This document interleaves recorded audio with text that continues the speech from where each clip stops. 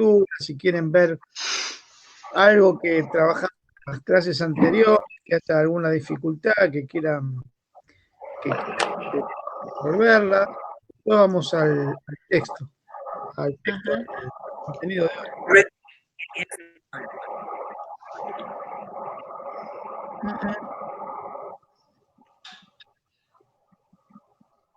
Bueno, en todo caso, si pasa ahora y se acuerdan y tienen alguna pregunta, al final de la reunión de hoy las hacemos y si no, ponemos un día, como dijimos, y trabajamos las dudas. ¿Les parece? Sí, profe. ¿Sí? Profe. Bárbaro, profe. Bueno. Dale, buenísimo. Bueno. Sí, profe. Bueno, nosotros estuvimos trabajando a comienzos, desde comienzos hasta ahora, venimos trabajando una materia que se denomina teoría social.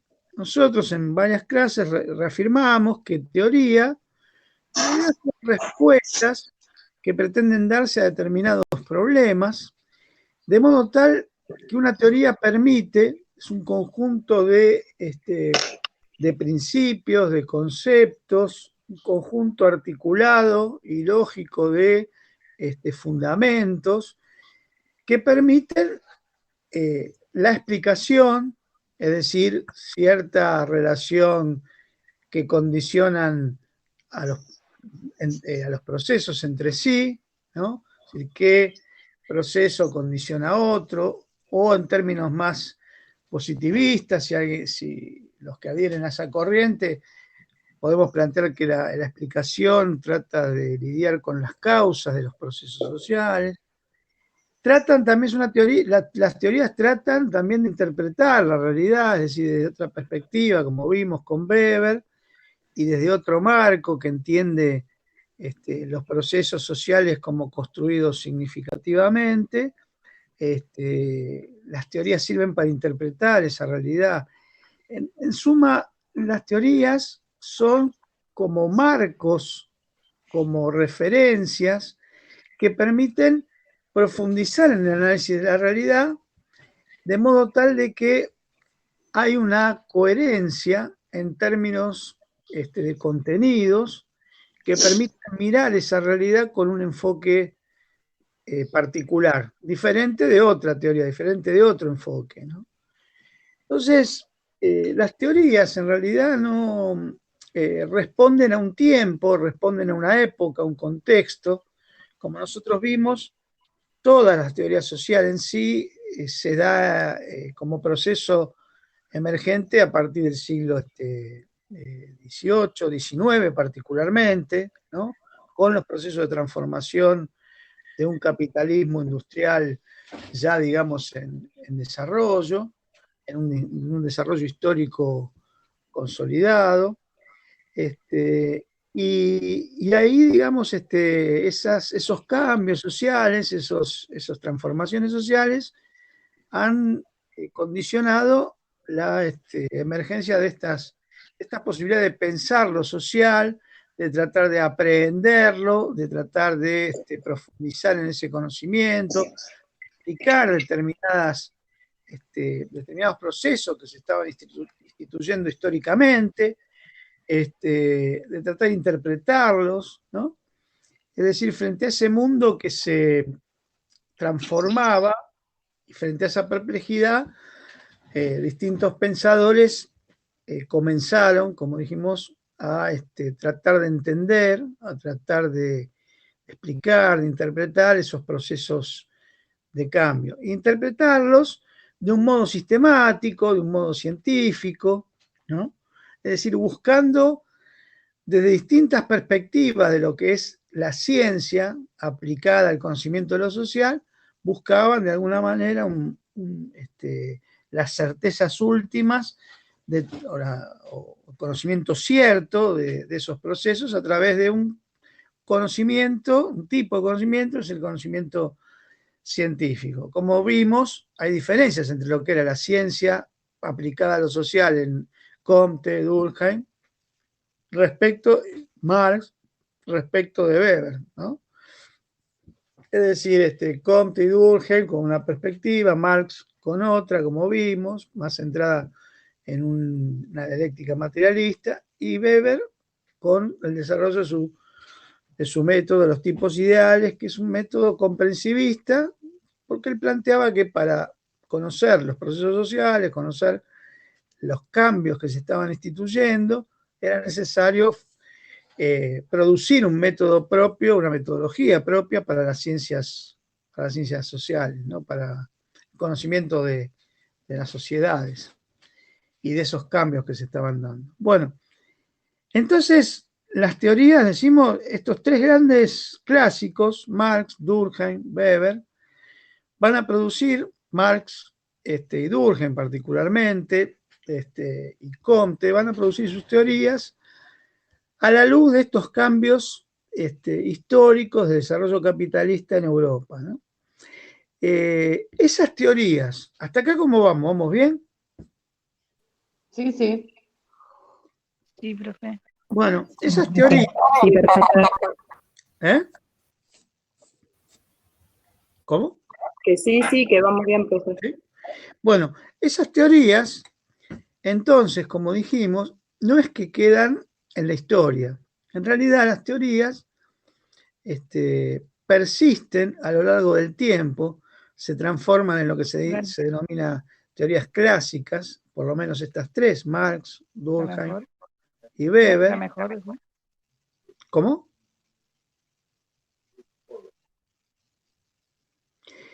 Marx, Durkheim y Weber son, digamos, clásicos porque responden a dar respuesta todavía en la actualidad a los procesos de nuestro tiempo. Es decir, escribieron en otro contexto, pero sus producciones teóricas todavía pueden dar cuenta de los procesos actuales. Podemos aplicar lo que es la concepción de poder en Weber, sus tipos de dominación, aplicar, por ejemplo, la idea de sus conceptos acerca de la racionalización como fundante del orden capitalista, ¿no? y ver cómo se despliega históricamente.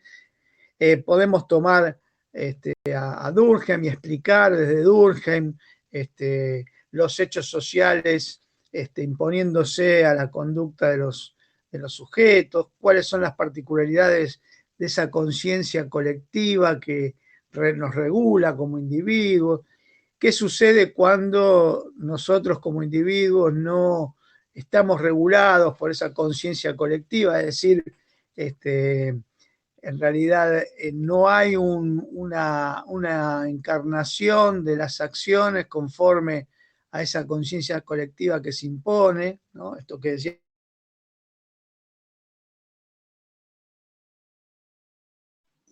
Profesor, no se escucha. Se trabó el audio. Hola, ¿se Ahí escucha? está, ahí está. ¿Hasta dónde dejamos? ¿Hasta dónde escucharon? Hasta la anomia.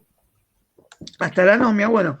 Entonces, esa anomia, es decir, ¿qué es anomia? Es la ausencia de reglas, la ausencia de acciones por parte de los sujetos que no guardan relación con esas regulaciones de, por ejemplo, la conciencia colectiva. Bueno, ¿qué pasa con ese sujeto, ¿no? ¿Qué pasa con ese individuo?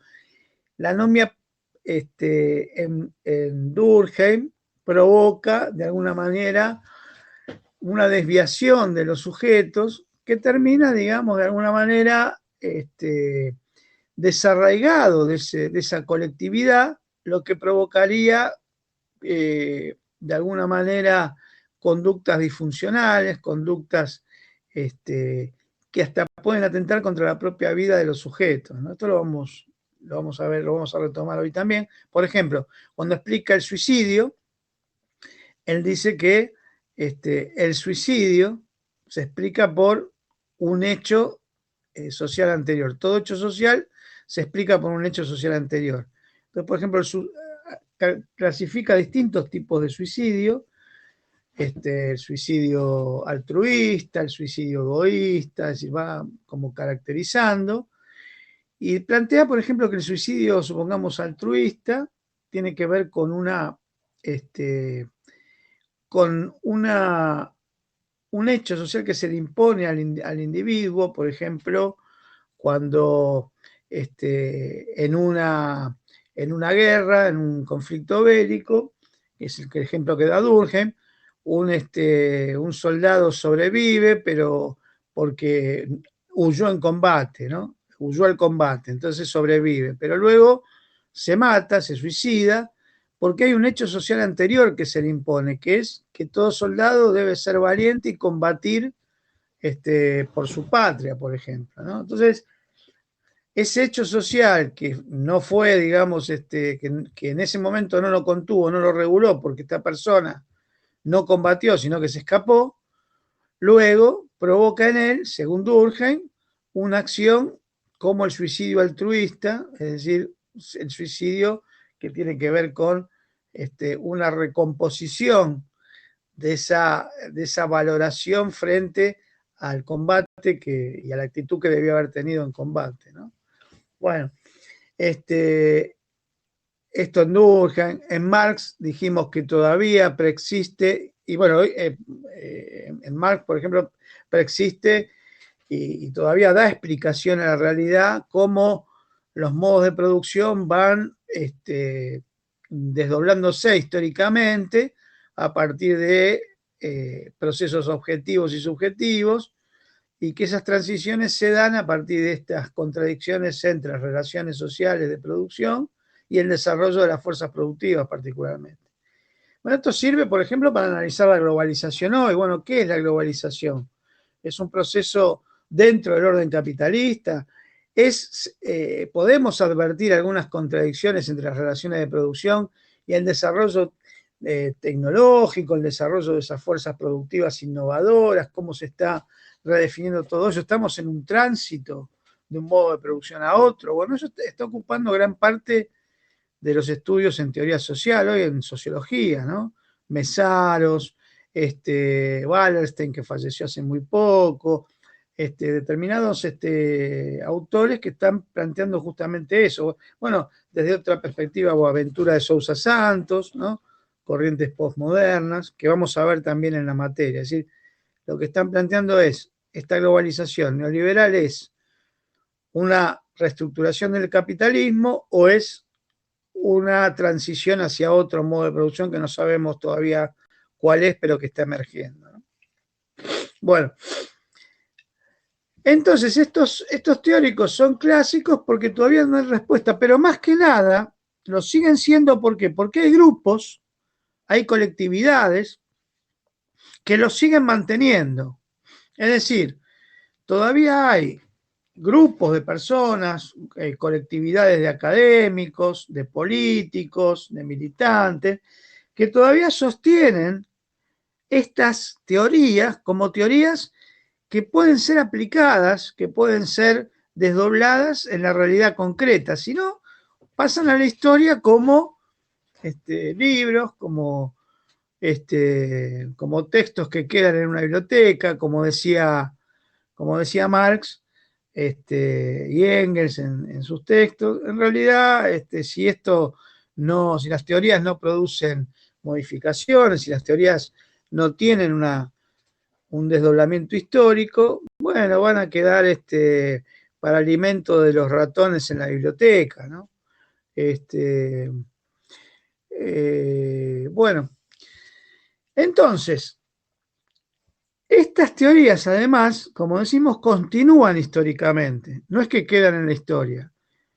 Hoy tenemos lecturas neoweberianas para el análisis de las administraciones públicas, lecturas del marxismo a la luz de estos procesos históricos actuales, nuevas lecturas durkheimianas, sobre todo con la discusión acerca de la posibilidad de pensar una conciencia colectiva, ¿no? La idea de cohesión social todavía sigue siendo fundante en el pensamiento, el lazo social, la idea del lazo social como el lazo social tendiendo a la cohesión social de una sociedad, ¿no? Aquello que nos une y que se nos impone en términos de estructurar nuestras sociedades. Bueno, eso todavía sigue siendo materia de debate, de producción teórica, de aplicación práctica, ¿no?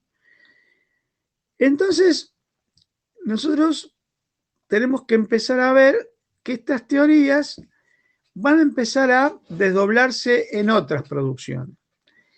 Y este es el caso del tema que tenemos para hoy. El tema que tenemos para hoy es el estructural funcionalismo, que es otra corriente, otra teoría social. Es una teoría social que ya tenemos que estar pensando que no es del siglo XIX. Nosotros vimos que Durkheim, Weber, Durkheim, Marx, luego Weber, Durkheim y Marx del siglo XIX, Durkheim ya en transición al siglo XX, Weber en el temprano siglo XX. Vamos a ver que Parsons, Talcott Parsons, va a ser es un sociólogo, era un sociólogo, que lo que hace es formular, desarrollar una teoría social específica, recuperando dos grandes matrices teóricas, es decir, él no crea autónomamente su perspectiva teórica. Lo hace en base a un respaldo teórico, a una referencia teórica a dos grandes teorías que ya vimos, a la de Durkheim y a la de Weber. Y no a la de Marx. ¿Por qué no a la de Marx? Bueno, eso lo explica su tiempo, lo explica su momento histórico en el que escribe, dónde escribe, para qué escribe, ¿no? Y eso nos va a permitir entender por qué toma a Durkheim, toma a Weber y no, digamos, a Marx. ¿Qué pasa con Marx en la época en que escribe Parsons? ¿No? ¿Hasta acá cómo vamos? Bien, profe. Perfecto, profe. Bien. Bien, profe, muy bien. Entonces, Talcott Parsons nace en 1902 en Estados Unidos, muere en 1978, también en Estados Unidos. Su periodo de producción teórica va de 1930 aproximadamente hasta que fallece, hasta 1978, que tiene sus últimos escritos. Y en esos 50 años, un poquito más, 58 años de producción teórica, Talcott Parsons tiene 4 grandes momentos de producción. Es decir, en el desarrollo teórico de Parsons, los estudiosos de Parsons hablan de 4 momentos históricos, ¿no? El cuarto momento histórico, que se da a partir del 66 en adelante, es el momento en el que sintetiza todo lo que fue desarrollando a lo largo de su producción. Nosotros hoy, la reunión que vamos a tener, el debate que vamos a plantear hoy sobre la presentación de esta teoría, está, digamos, anclada en lecturas que recuperan las lecturas que compartimos ahí en el aula, más otras lecturas que van amarrando todo lo que él fue construyendo, no desde un modo dialéctico como Marx. En Marx hay una construcción dialéctica de su producción, ¿no? Acá no, acá son revisiones sin perder, digamos, el sentido inicial de su teoría. Son como revisiones, ajustes que va haciendo a lo largo de su producción, pero ajustes que van confirmando sus primeras reflexiones, ¿no? Nosotros vamos a leer textos del tercer momento, que es el texto que tienen de sistema social, y vamos a ver por qué. En realidad, la elección del texto tiene que ver con lo que hablábamos con el director de la carrera. Él me pidió que los contenidos que demos estén cercanos también a las discusiones de trabajo social y a la profesión nuestra. Y ahí vamos a encontrar conceptos, ideas de lo que es ideas, conceptos que son propias de las discusiones que tenemos en la profesión. Pero no podemos dejar de perder de vista todo el andamiaje teórico de Parsons, porque también ese andamiaje teórico nos permite entender, por ejemplo, lo que es la desviación, el control,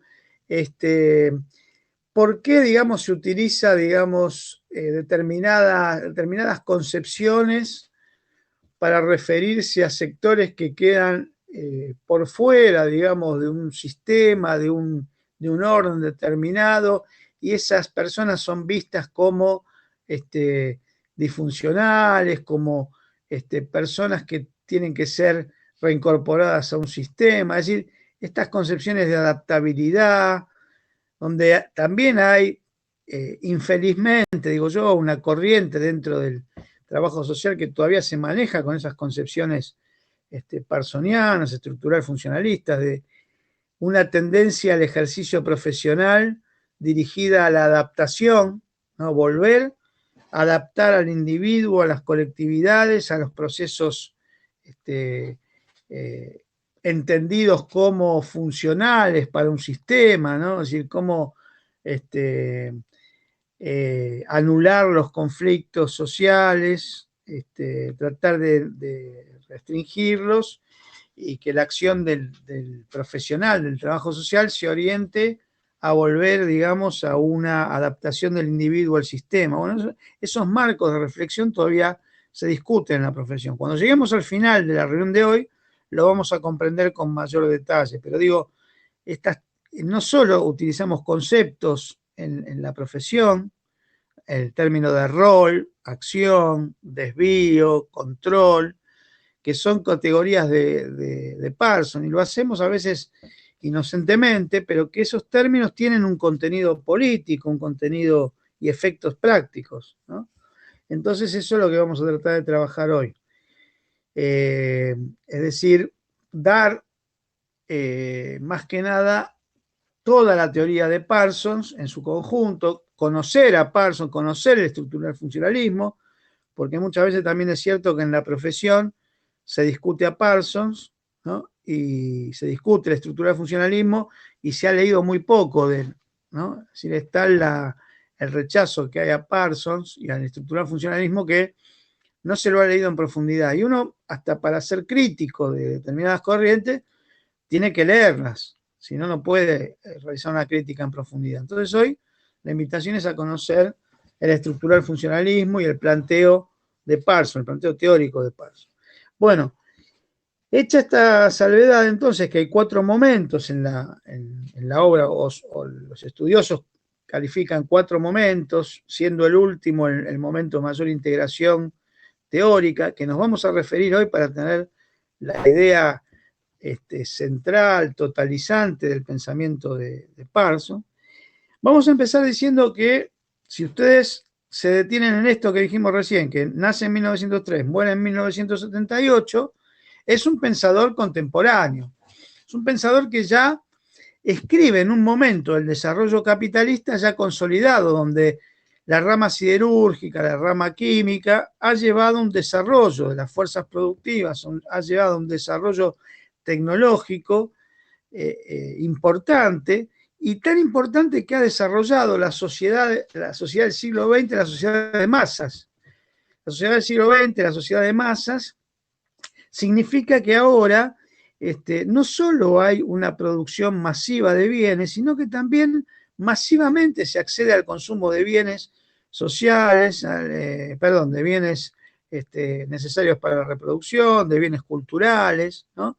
Es decir, la expansión de lo que es no solo la lectoescritura, sino la difusión de ideas, la producción de teorías, de disciplinas, el desarrollo de las distintas disciplinas, se dan particularmente en este momento, con mayor énfasis por todo un avance que existe en términos de producción, de innovación tecnológica. Es decir, hay un proceso acelerado de desarrollo capitalista en Occidente, ¿no? Decimos Europa, Estados Unidos, América Latina en menor medida, ¿no? Pero se van dando procesos de modernización creciente, de modernización capitalista, ¿no? Entonces, es importante esto porque ya no es ese primer momento del capitalismo, ya estamos en un momento en el que el capitalismo se ha consolidado, se ha desarrollado, ha impulsado cambios, ¿no? Y ha conformado una sociedad de masas, ¿no? Una sociedad donde ya esa sociedad moderna que veía Durkheim, esa sociedad con una profunda racionalización, como veía Weber, llega a un estadio, a un momento de desarrollo muy extenso en términos de cualitativos y cuantitativos, ¿no? De acceso a bienes, a cultura. Entonces, él escribe, y no es un dato menor, en Estados Unidos en 1930. Es decir, en el momento en que Estados Unidos comienza a consolidarse como potencia económica, alrededor de 1920. En el 30 está, digamos, tiene lugar la crisis estructural del 30 en el capitalismo, ¿no? Y él comienza a escribir en ese contexto. Ahora, Parsons, entonces, es un pensador de Estados Unidos preocupado por las transformaciones sociales de esa época, y es un sociólogo que va a desarrollar su obra, fíjense, atravesados por varios procesos históricos muy importantes. Fundamentalmente señalamos las crisis del capitalismo del 30, las guerras mundiales, la Primera y la Segunda Guerra Mundial, del 14 al 18 la primera, del 39 al 45 la segunda, ¿no? Es decir, piensen ustedes que esas dos grandes guerras significaron un reordenamiento también geopolítico del mundo, un reordenamiento político de cómo determinados estados se vinculaban y desarrollaban distintos modos de producción, ¿no? Entonces, por ejemplo, después de la Segunda Guerra Mundial, hay una división en el mundo entre un bloque soviético, ¿no? Y un bloque capitalista. El bloque soviético comunista tenía su centro en Rusia, ¿no? En la Unión Soviética, luego Rusia anexando otras naciones, otros estados, conformando la Unión Soviética, los países del este europeo, luego China, parte de Asia, y el capitalismo, como dijimos, Europa, Estados Unidos y América Latina. Es decir, esos dos grandes modos de producción, esas dos proposiciones políticas e ideológicas, dieron lugar a la reproducción de las filosofías, de las teorías sociales, de todos los clásicos, ¿no? Por ejemplo, la Unión Soviética y el bloque del este, todo el desarrollo de la teoría marxista, ¿no? Y en Estados Unidos, Europa, América Latina, un desarrollo de las concepciones durkheimianas, weberianas, que va a intentar sintetizar Talcott Parsons. Talcott Parsons lo que va a realizar es una teoría social, pero teniendo por base el desarrollo teórico de Durkheim y Weber. Particularmente, ¿qué de Weber y qué de Durkheim? Entre paréntesis, Talcott Parsons no es que solamente lee a Weber y lee a Durkheim. Parsons vivió en Alemania, vivió en Inglaterra. En Alemania, durante su vida en Alemania, conoce la obra de Weber. Antes de Parsons, Weber no era conocido como ahora. Y Parsons se encarga de traducirlo al inglés y alrededor de 1930 comienza a difundir su obra. Comienza a difundir la obra de Weber. Quiere decir que Weber se hace conocido en gran parte por la difusión, la traducción de Weber al inglés. En los años 40, 44, en el 44 se traduce Weber al castellano, ahí constituyéndose como un teórico clásico con visibilidad. Quiere decir que no es que solamente lo leyó a Weber, sino que era un profundo estudioso de Weber, Parsons. Entonces él comienza a desarrollar su teoría. Y acá vamos de lleno al tema de hoy, que es la teoría social del estructural funcionalismo, del pensamiento de Parsons. Parsons, decimos, toma como referencias a Durkheim y a Weber, pero dentro de una concepción que es el funcionalismo. El funcionalismo, como vimos, con Durkheim, por ejemplo, con Comte, es una concepción que plantea entender las sociedades, entender las culturas, a partir de pensarlas como una analogía quiere decir del mismo modo que un organismo viviente, ¿no? Entonces, por ejemplo, cuando decíamos que Durkheim recurre a las ciencias naturales para explicar los procesos sociales, Parsons también va a adherir a esas corrientes denominadas funcionalistas de la antropología, de la sociología, por ejemplo, de Spencer, otro autor que también plantea esto, que es pensar que las sociedades y las culturas están estructuradas a partir de pensarse como cuerpos, ¿no? Como organismos biológicos que tienen distintos órganos en relación, funciones entre ellos que permiten mantener a ese cuerpo como una totalidad, y del mismo modo lo aplican, por ejemplo, a las culturas, ¿no? Radcliffe Brown, Malinowski, antropólogos, que tienen esa perspectiva funcionalista. El funcionalismo es una corriente que va a estar centrada en esto, en la aplicación de las ciencias naturales al conocimiento de las culturas, de las sociedades, desde una idea de función. Una idea de función que es mirar las funciones que existen entre los distintos organismos de una sociedad, de una cultura, y cómo esa cultura, esa sociedad se va reproduciendo como tal, ¿no? Para esto es importante algunas cuestiones que vamos a ir viendo a lo largo del tema de hoy. Pero esta primera idea es importante. Parsons recupera esta idea de cuerpo, esta idea de sistema, como vamos a ver, una idea de sistema que va a estar fundamentada, antecedida por esta idea de funciones, esta idea de organismos en relación, esta idea de un conjunto de organismos que están en relación y en una relación estable, ¿no? Bueno, eso lo va a llevar al campo del análisis social.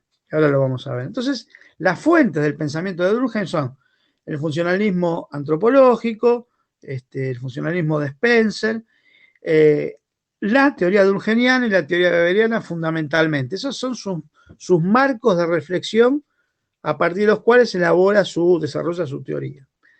Su teoría en realidad, como dijimos, tenemos que empezar a verla, y más hacia el final de la clase de hoy lo vamos a recordar, tenemos que verla como la producción teórica de un momento en Estados Unidos, donde Estados Unidos se consolida como potencia y como una potencia que pretende desarrollar conocimiento científico, tecnológico, que avalen y que promuevan su hegemonía, por lo menos en Occidente, ¿no? Sobre todo a partir del 45 en adelante. La teoría de Parsons, el estructural funcionalismo, va a ser dominante en las ciencias sociales, en el pensamiento social, en Occidente, desde mediados del 30 hasta los 70, fines de los 70, donde comienza a ponerse en cuestión, a ser criticada fuertemente. Pero durante todo ese periodo, si uno no era parsoniano, si uno no adhería al estructural funcionalismo, no era un cientista social, no era trabajador social, no era sociólogo, ¿no? Es decir, tenía tal peso esa teoría que era fundante en el pensamiento social contemporáneo en Occidente, ¿no? Bueno, hasta acá, ¿cómo vamos? Bien, bien. Perfecto, profe. Bien, profe. Bárbaro, entonces, vamos entonces ahora a ver qué es lo que desarrolla Talcott Parsons. Lo vamos a ver en términos teóricos y al final vamos a amarrar toda esta teoría a qué perspectiva política, ideológica, a qué proyecto político estas perspectivas están vinculadas y por qué, ¿no? Dentro de esta explicación vamos a encontrar, voy a tratar de que encontremos, y seguramente lo vamos a hacer así, los contenidos de lo que tenemos en ese texto, sistema social, y esa relación de conceptos, de ideas, que van a ver que son muy familiares en muchas de las discusiones de trabajo social, en muchos textos, ¿no?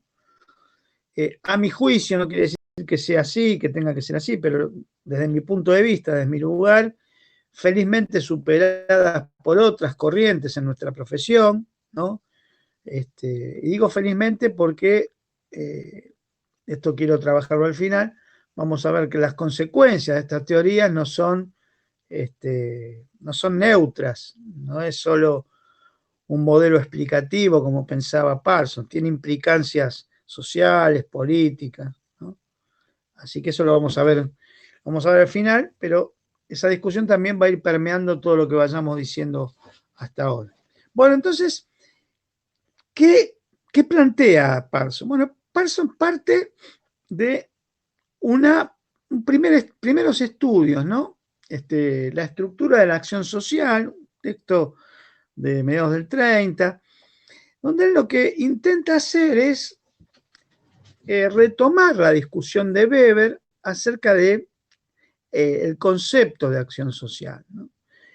Entonces, vuelve a poner en el centro del debate este concepto que vimos, que estudiamos con Weber, sobre la acción social. Y él va a plantear que en realidad toda acción del individuo es una acción que necesariamente tiene una dirección, una finalidad. Es decir, toma de Weber esta concepción de, si se acuerdan, la acción social con arreglo a fines. Entonces, esa finalidad, esa acción social está motivada, está fundamentada en la voluntad del sujeto de actuar, ¿no? Es decir, las acciones son las manifestaciones visibles de la voluntad de los sujetos. Por lo tanto, él va a decir, las acciones son el primer momento, el primer fundamento de las sociedades. Por lo tanto, la idea de acción social también es una idea de acción que constituye la sociedad como totalidad. Ahora, no hay una relación directa entre acción social en Parsons y las sociedades. Para él complejiza este análisis y va a decir, las sociedades, en realidad, podemos verlas o tenemos que analizarlas a partir de la interrelación, de la relación entre 4 sistemas, ¿no? Es decir, las sociedades tenemos que pensarlas como organismos, como vimos recién, conformada por 4 subsistemas. Es decir, la sociedad sería un sistema conformada por 4 subsistemas. ¿Qué es un sistema? Un sistema es un conjunto interrelacionado de partes, de subsistemas, donde ninguna de las partes es mayor que la totalidad, ninguna de las partes se sobrepone a otra, sino que se sobrepone a otra en principio, ¿no? Sino que se encuentran en relación, en interacción quiere decir en relación, ¿no? En interacción, en una acción conjunta que está dada por la relación entre ellas. Esta relación que se da entre los subsistemas que conforman ese sistema mantienen al sistema en equilibrio, ¿no? Entonces, así como en el organismo humano, el corazón, el hígado, los riñones, se vinculan a través del aparato circulatorio, ¿no? Por otros medios, se mantienen a partir de una fisiología, es decir, un funcionamiento interrelacionado de los órganos y mantienen el cuerpo de un animal, como totalidad, lo mantienen, lo permiten su sobrevivencia. Bueno, así también Parsons va a pensar con esa perspectiva funcionalista las sociedades y dice, las sociedades, por lo menos tenemos que pensar las sociedades conformadas por 4 sistemas, ¿no? Si pensamos la sociedad como sistema, cada una de estas entidades que vamos a hablar ahora podemos pensarla como subsistemas, pero en el lenguaje de Parsons habla como sistemas interrelacionados, ¿no? Sistemas que están relacionados y dan y conforman a la sociedad. Entonces, ¿Cuáles son estos sistemas? Son 4 sistemas relacionados que son el conductual, el de la personalidad, el sistema social y el sistema cultural, ¿no? Vuelvo, sistema conductual, el sistema de la personalidad, el sistema social y el sistema cultural. Bueno, ¿cuál es, digamos, esta relación? Hay una relación de integración entre estos sistemas. Nosotros vemos que Parsons desarrolla esta idea de sistemas desde lo más particular, desde lo más individual, una conducta, ¿no? Hasta un sistema cultural que para Parsons es el sistema más importante, ¿no? Es el sistema que engloba a todos los demás. Es decir, nosotros fuimos de menor a mayor. ¿El sistema conductual qué es? El sistema conductual es ese momento de acción individual, de acción de los sujetos, ¿no? De las conductas de los sujetos. Estas acciones, como decíamos, tienen un sentido, pero más que nada una finalidad, y es a través de esas acciones que se estructuran las funciones en un sistema, ¿no? Pero es el sistema de la conducta, de una conducta individual. Un segundo sistema es el de la personalidad. Es decir, ya no es las conductas individuales de actuación en una sociedad que permiten una interacción en esa sociedad, como es la conducta, ¿no? La conductual implica entonces acciones que se dan en interacción con otros, en relación con otros y estructuran el sistema. El sistema de la personalidad ya implica centrarse en lo que son los valores, las motivaciones, las intenciones, ¿no? Todo eso que no es visible, que no es manifiesto. Las conductas se ven, son manifiestas. Ahora, todo lo no manifiesto, las intenciones, las ideas, las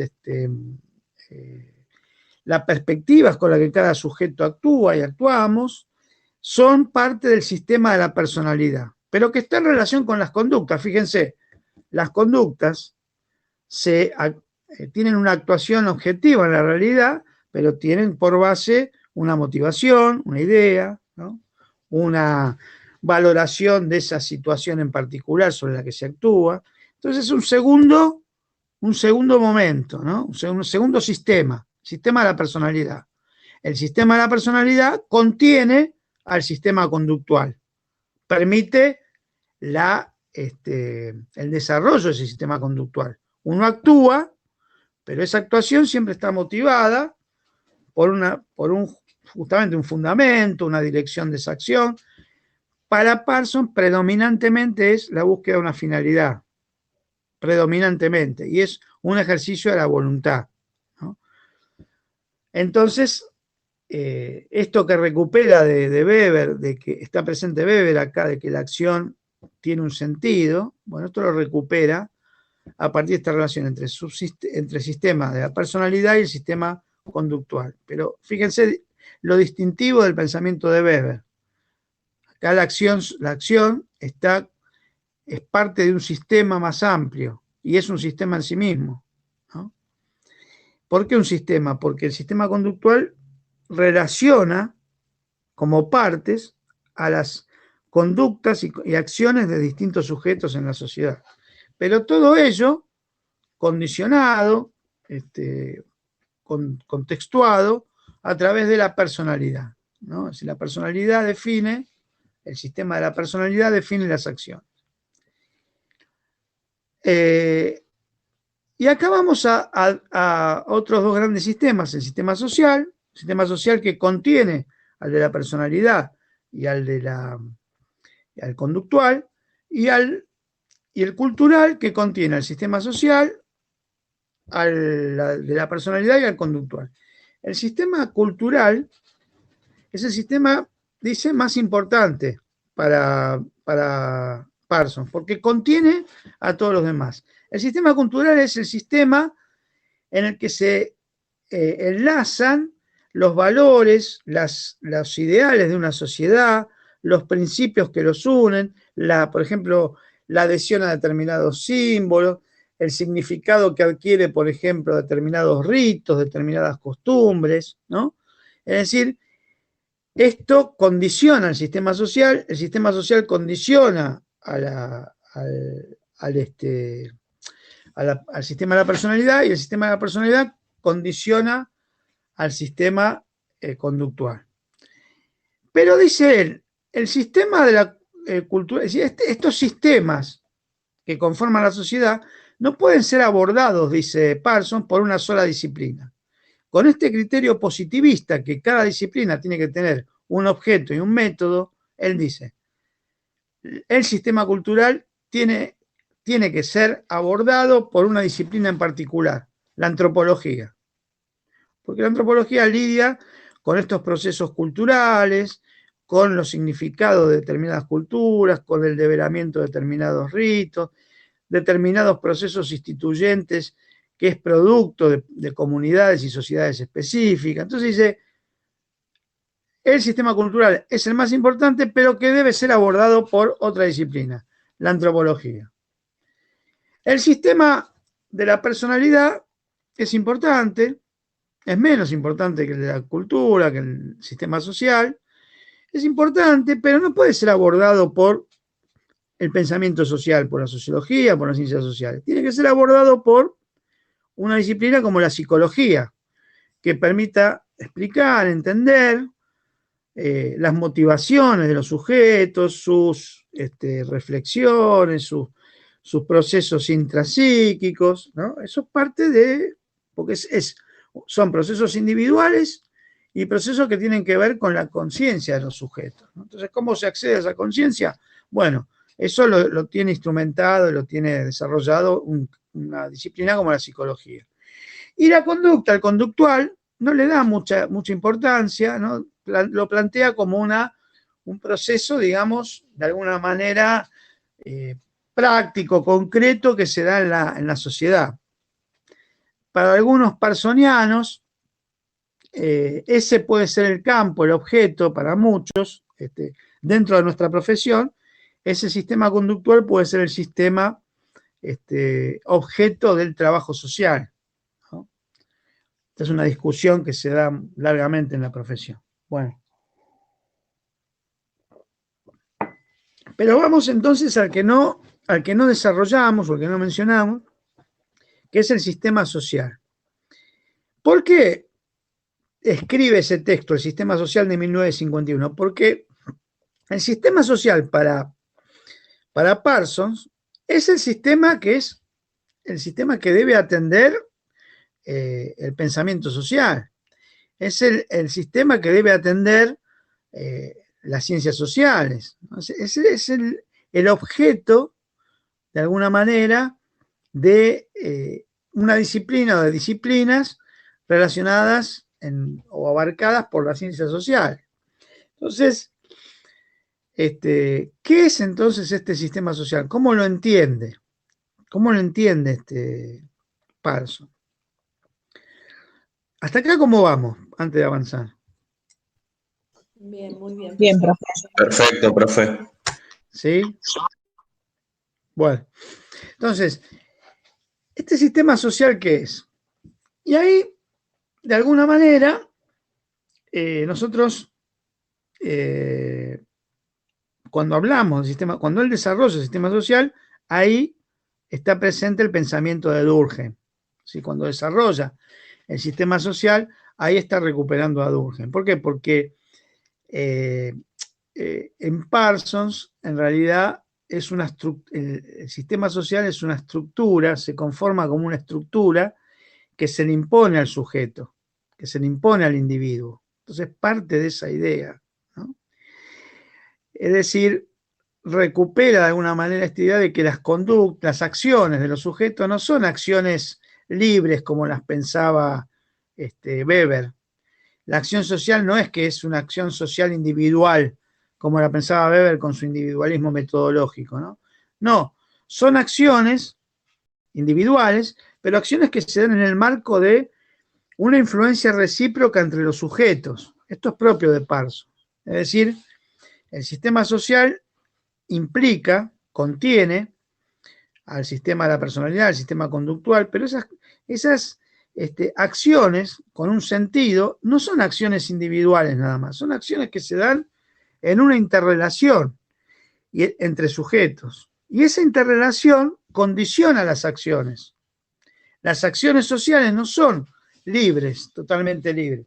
Hay un ejercicio de voluntad del sujeto, pero siempre va a estar condicionada, va a estar en el marco de una relación con otros. Entonces dice Parsons, el sistema social se impone a los individuos, ¿no? Es decir, acá aparece el pensamiento de Durkheim. Recuerden esto de los hechos sociales. Los hechos sociales que se nos imponen a los sujetos, ¿no?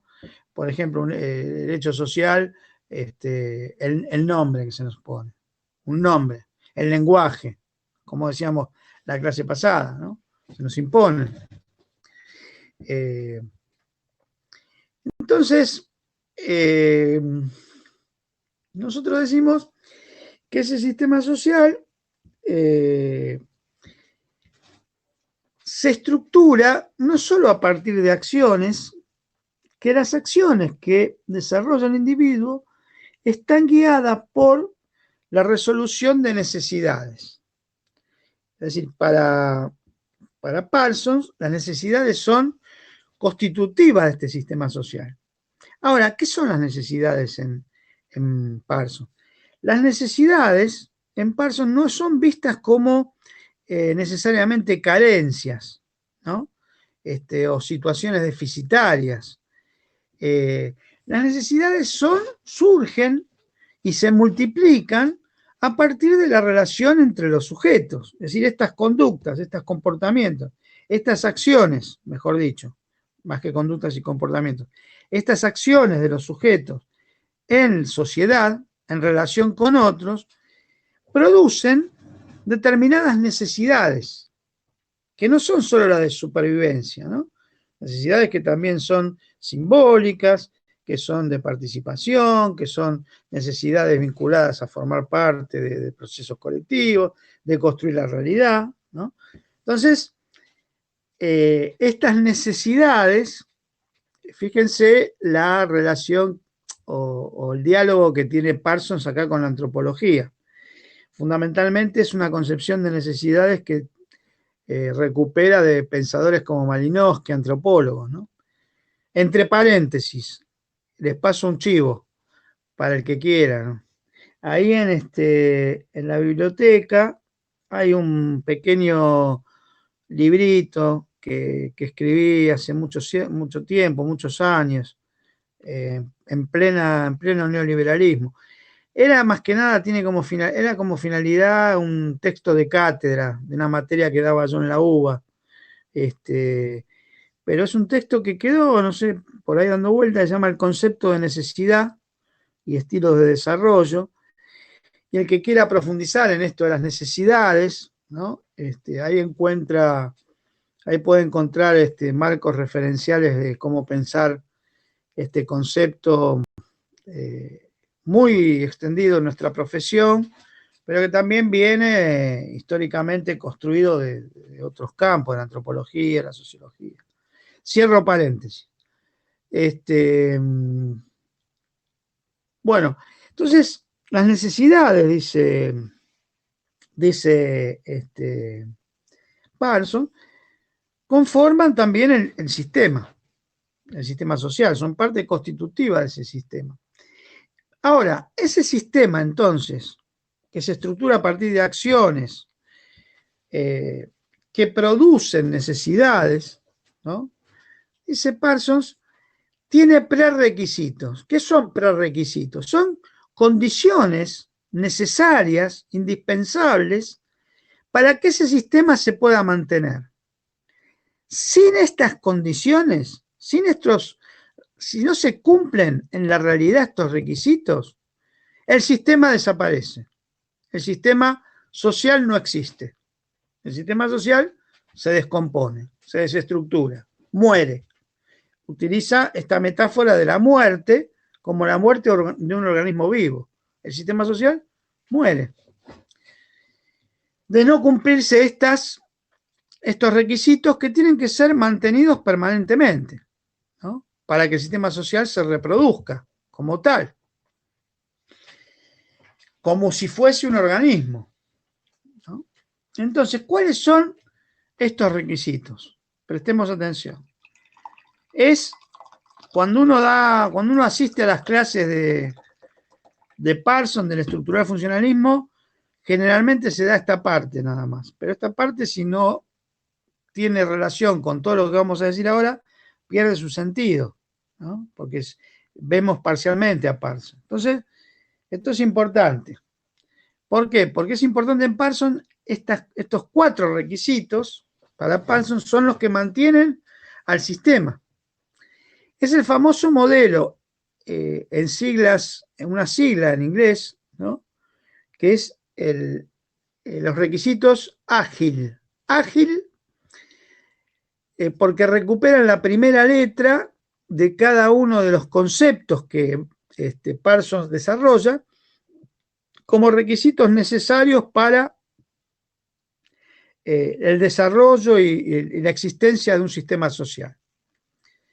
Es sistema social porque, vuelvo a repetir, son acciones individuales en relación que producen necesidades y que mantienen al sistema social en estructuración. Pero no solo lo mantiene eso, lo que permite que esas acciones que producen necesidades se mantengan como sistema son estos 4 requisitos. Ágil, es sigla en inglés. El primer concepto, el primer proceso, más que es un concepto, pero es un proceso que mantiene el sistema social, es la adaptación. Es decir, un sistema social no puede reproducirse en la historia, no puede desarrollarse, si no hay adaptación de estas acciones individuales a él. Es decir, pensemos en sistemas sociales, no solo en sistemas de sociedades amplias, ¿no? Un sistema social también puede ser nuestra clase, ¿no? Nuestro grupo. Podemos pensarlo como un sistema social. Entonces, por ejemplo, una adaptación. Bueno, si no hay una adaptación de todos a nuestro sistema, este sistema no logra subsistir. ¿Cuál sería la adaptación? Bueno, si nosotros tenemos que seguir un régimen de lecturas, o si tenemos que despertarnos a las 9 de la mañana para seguir las clases, y no lo hacemos, nos quedamos todos dormidos, no leemos, bueno, este sistema se deconstruye. Tenemos que adaptarnos, nos adaptamos según Parsons, a determinadas condicionantes que tiene ese sistema para poder reproducirlo. Pensemos en un sistema social, en una cooperativa de vivienda, ¿no? Bueno, si esa cooperativa, los integrantes de esa cooperativa, para que la construcción de viviendas se lleve a cabo, necesitan de articular con el municipio y llevar acciones de negociación y necesitan de reuniones periódicas para ver cómo lotean ese predio para poder hacer las viviendas. Bueno, si todas estas acciones no se llevan a cabo y en la cooperativa van a tomar mate o no, de alguna manera hacen actividades que no tienen que ver específicamente con las finalidades de esa organización se diluye, se pierde sentido, ¿no?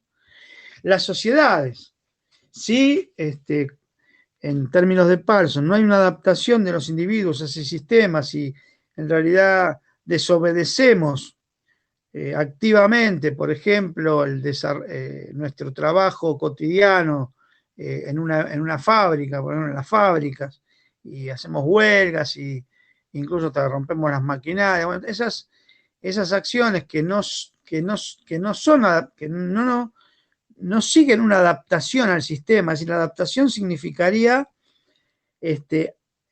seguir los procesos en curso de un modo aceptado por los sujetos, ¿no? Bueno, ese sistema se pierde, ese sistema se diluye, se desestructura.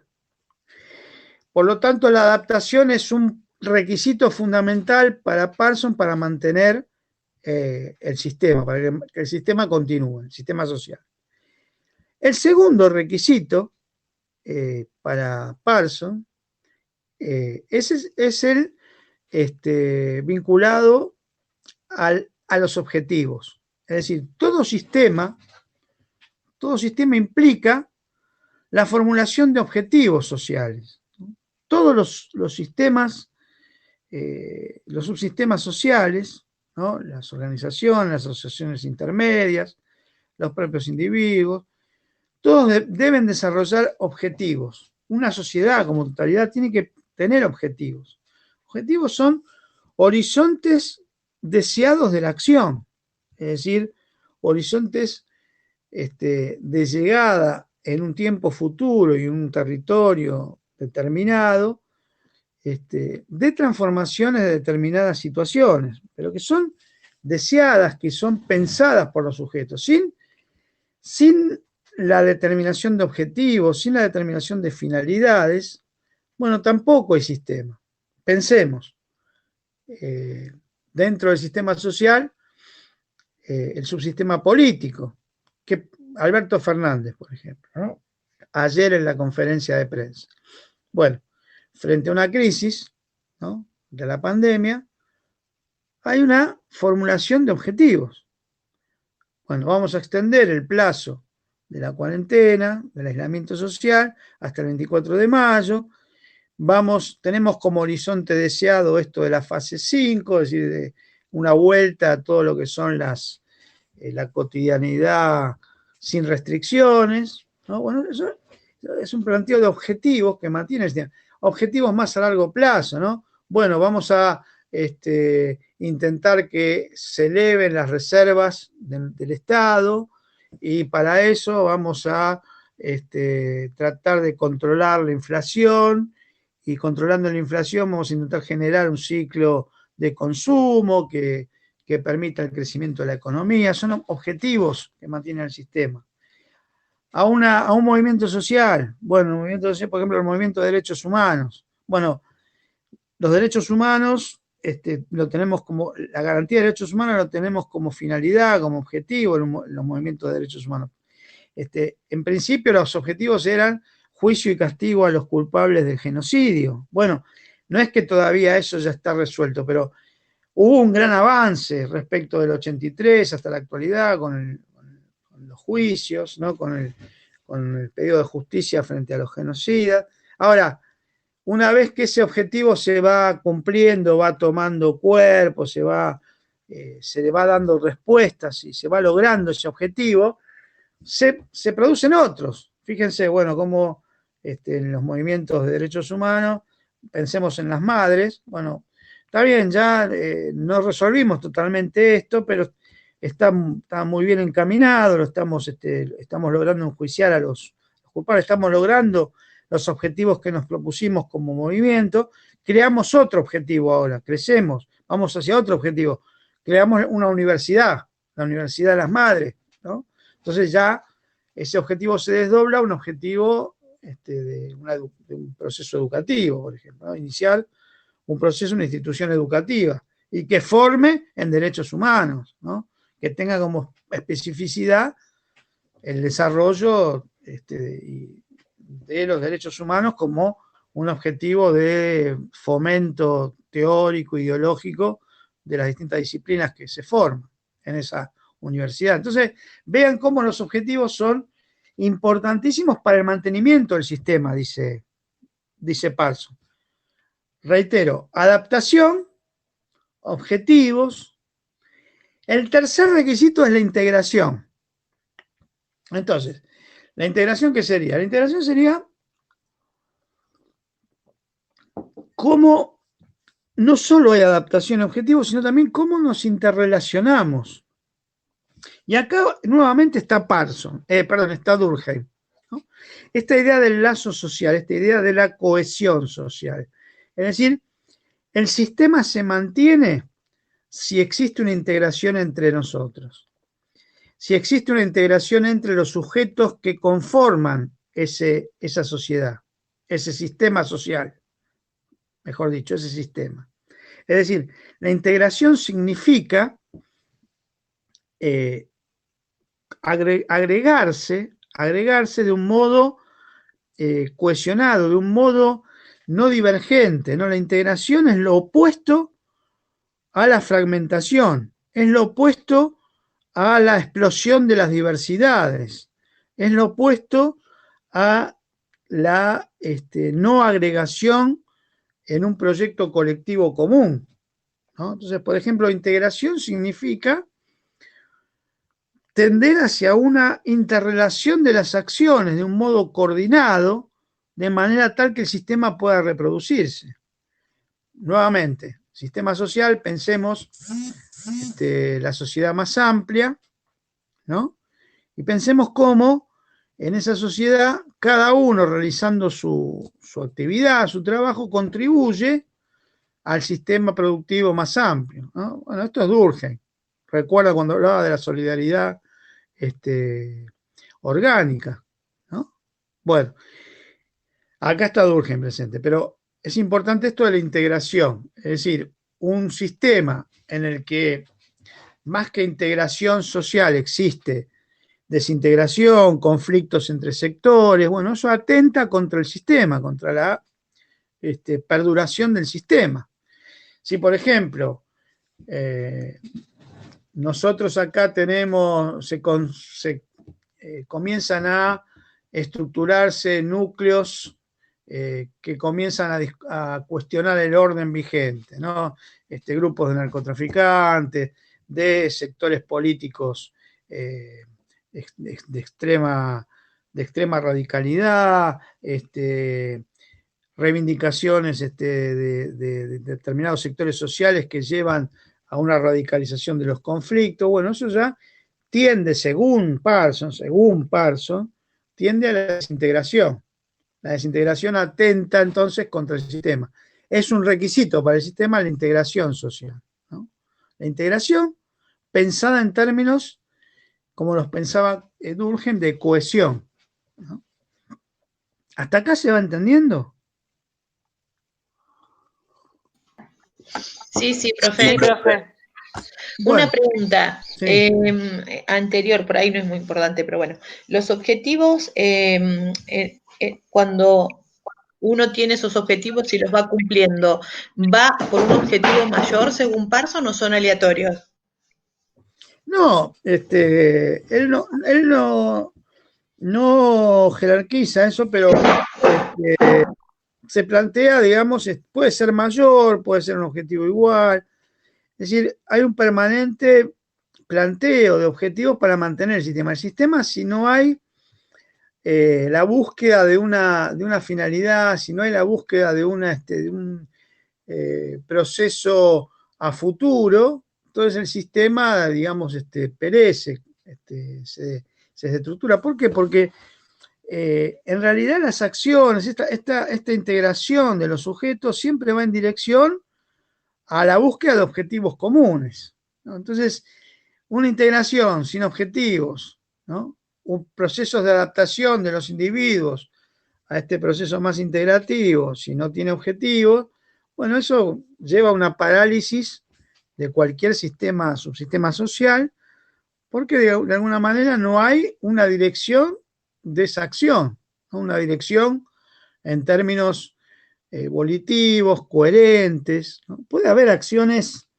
no es que no haya acciones, puede haber acciones dispersas, pero no como sistema, ¿no? Pensado como sistema, en términos de integración de los sujetos en un proyecto común, de acciones que convergen en una coherencia colectiva en términos de procesos, perdería, digamos, sentido, pero él específicamente no dice que los objetivos tengan que ser mayores, ni hay en Parsons una cuestión más de tipo evolucionista por estadio.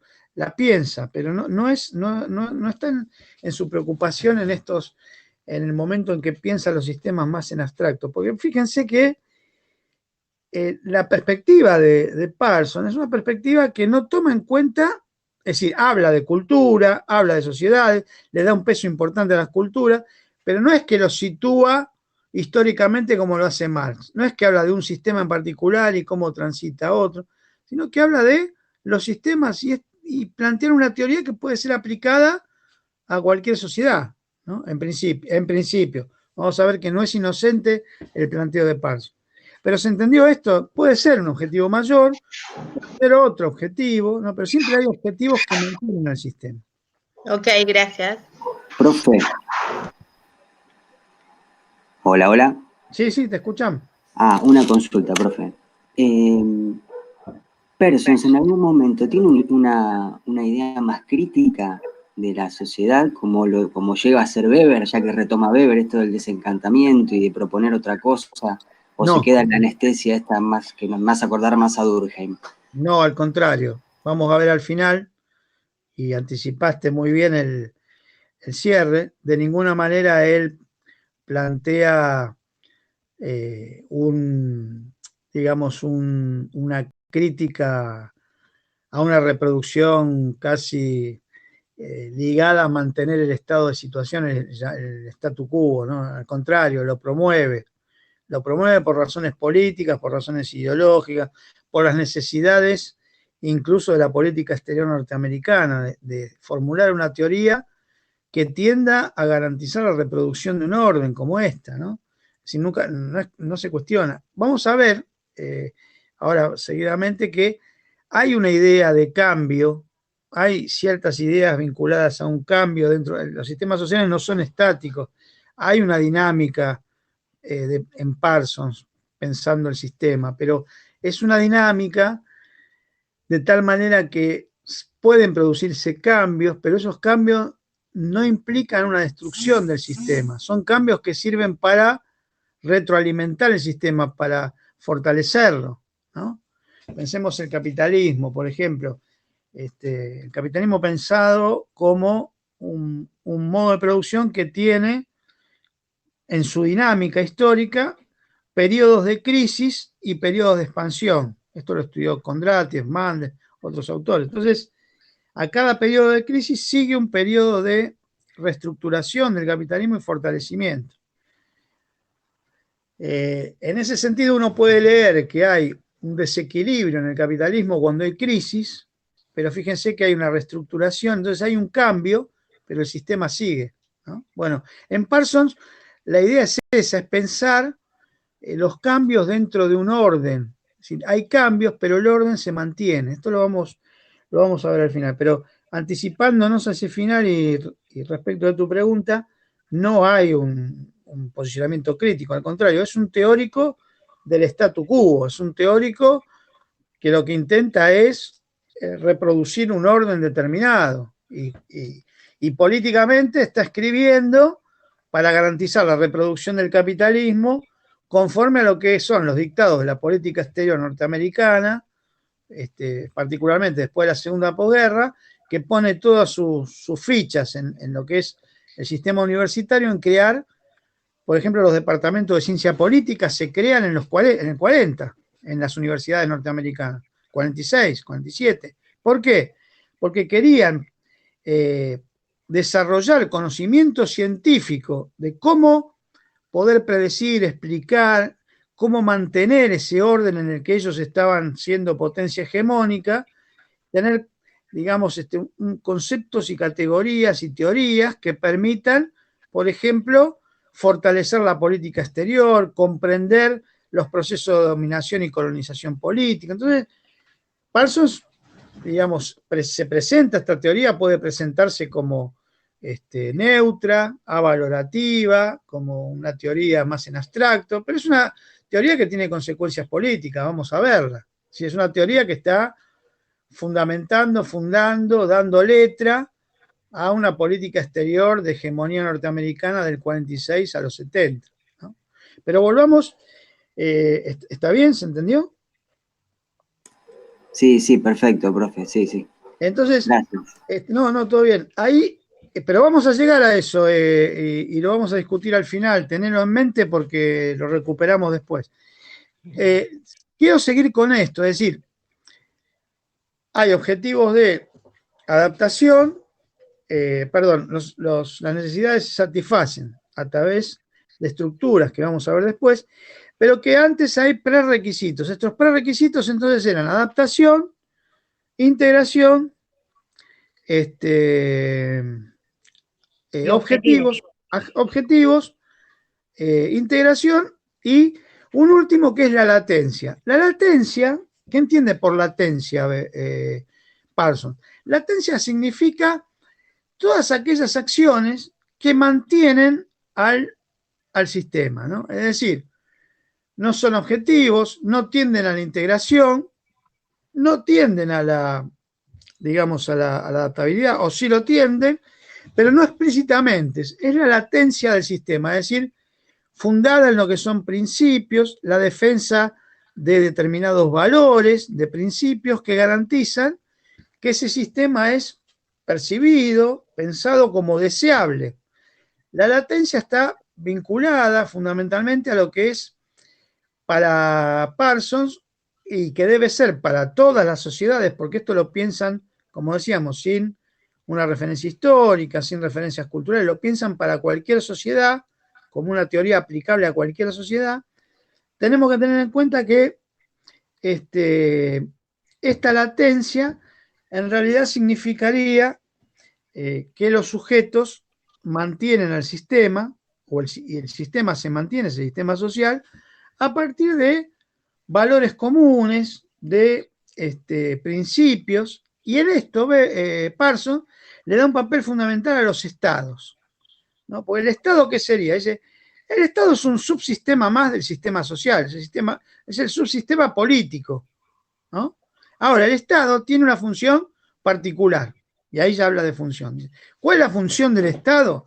Y la función del estado es la asignación autoritativa de valores, es decir, debe velar y garantizar por esos valores que mantienen a esa sociedad, a ese sistema social en supervivencia, en desarrollo. ¿Y qué es la asignación autoritativa de valores? Bueno, promover, por ejemplo, supongamos por caso el Estado en Estados Unidos, promover el derecho de la propiedad privada, los valores individuales, la idea de nación, una idea fuerte de religión, porque curiosamente todos los países centrales promueven un sentido religioso, ¿no? Y no así, digamos, en los países no centrales, ¿no? Bueno, pero eso lo dejamos para Estado y política. Sigamos con Parsons. Entonces, la latencia permite la subsistencia del sistema. Sin esta latencia también se pone en riesgo la estructuración del sistema. Bueno, hasta acá se entendió los cuatro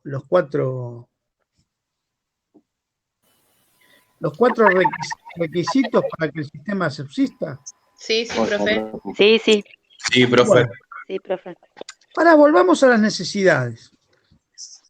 Las necesidades, entonces, ¿cómo se resuelven? Según Parsons. Dice, las necesidades se resuelven en las sociedades por estructuras y procesos. Estructuras y procesos que él va a caracterizar,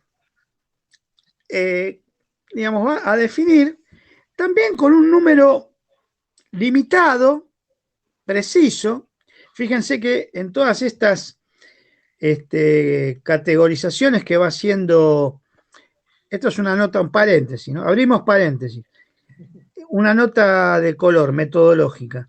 Fíjense cómo Parsons recurre a los tipos ideales, ¿no? Es decir, esa metodología de Weber también la toma Parsons para elaborar esta teoría, ¿no? Fíjense cuando habla de adaptabilidad, integración, está hablando de conceptos pensando en términos ideales, en sociedades ideales, en sistemas sociales ideales, ¿no?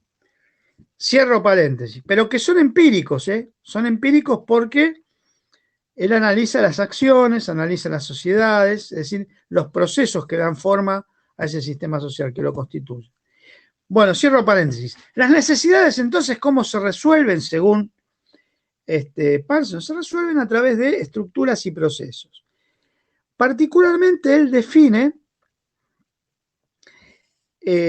al menos cuatro grandes estructuras que a la vez son procesos sociales, a través del cual se resuelven, se cubren las necesidades, ¿no?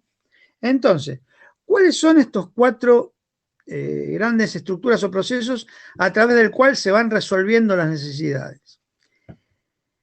En el sistema social las necesidades se resuelven por los roles, el rol, las colectividades, las normas y los valores. Vuelvo a repetir.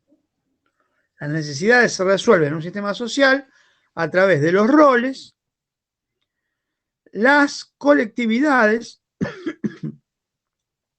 las normas y los valores. Es decir, esos cuatro grandes procesos y estructuras, si son estructuras conformadas por procesos, dan lugar a la respuesta a las necesidades, a la cobertura, a la realización de las necesidades de un sistema social. El sistema social resuelve sus necesidades a través de estas cuatro grandes estructuras, según Parsons, que son las que vimos, ¿no? Un segundito, por favor.